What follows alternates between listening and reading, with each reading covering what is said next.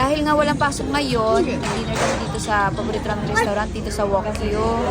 Inabalikan nga namin dito, lalo na yung laksa. Pagpasok nga namin, ang dami palang taong nakapila. Pero mabilis naman kami nakaupo.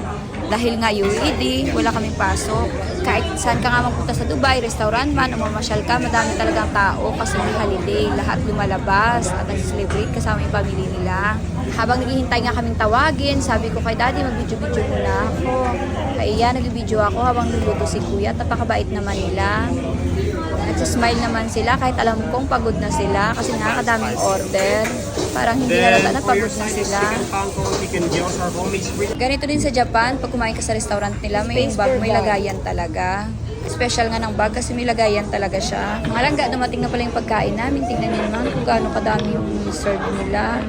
Pwede na nga kayo maghati sa isang serving. Sabi ito pagkain nila. Sarap yung ramen na in-order mo.